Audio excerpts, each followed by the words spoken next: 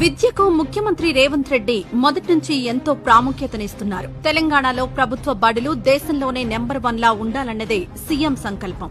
అందుకే రాష్ట్రం మొత్తం 119 సమీకృత గురుకులాలను నిర్మించాలని ప్లాన్ చేశారు. ఇప్పటికే కొడంగల్, మదిర, హుజూర్ నగర్ లో ఇంటిగ్రేటెడ్ స్కూల్స్ నిర్మాణానికి టెండర్లు కూడా నేను ఏది నా ఇంటికి తీసుకుపోతాను.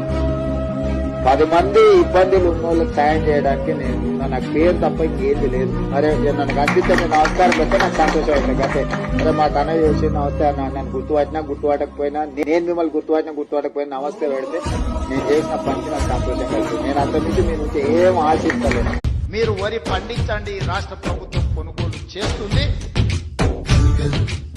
చివరి గింజ వరకు కొనే బాధ్యత మా ప్రభుత్వం తీసుకుంటుంది. ఎందుకంటే రైతు పండించిన పంటకు దళారుల చేతిలో మోసపోకుండా ఆకాశం తాకేలా వడగాలై ఈ నేల అందించే ఆహ్వానం ప్రేమంటే.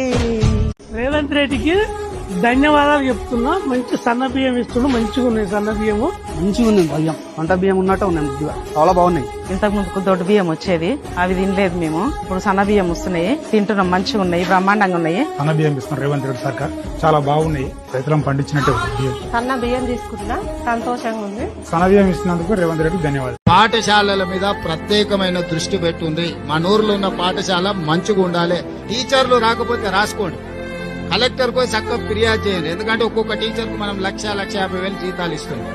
ఆ ఆడపిల్లలు బడిలో ధైర్యంగా చదువుకోవాలంటే వాళ్ళకి కావాల్సిన వసతులు మనం చూడాలి. నిధులు నేను ఇస్తాను, నిర్వహణ మీరు చేసుకోవాలి. నిర్వహణ సరిగ్గా ఆనాడు కొత్త కోడలు వస్తే రేషన్ కార్డులో పేరు ఉండేది కాదు, పక్క ఊరికి పోతే పేరు వచ్చేది కాదు. ఇవాళ అందుకే ఉత్తమ్ కుమార్ రెడ్డి గారు మేమందరం ఆలోచన చేసి దాదాపుగా 26 లక్షల మందికి ఇవాళ రేషన్ కార్డుల పేర్లు మార్చుకునే అవకాశం ఇచ్చినాం. 5,61,000 కార్డులతోని 17 జయ జయ హే తెలంగాణ జననీ జయ కేతనం, ముక్కోటి గొంతుకలు ఒక్కటైన చేతనం, తరతరాల చరిత గల తల్లి నీరాజనం, పరపరాన నీ పిల్లలు ప్రణమిల్లిన శుభకరుణం. జయ తెలంగాణ, జయ జయ తెలంగాణ.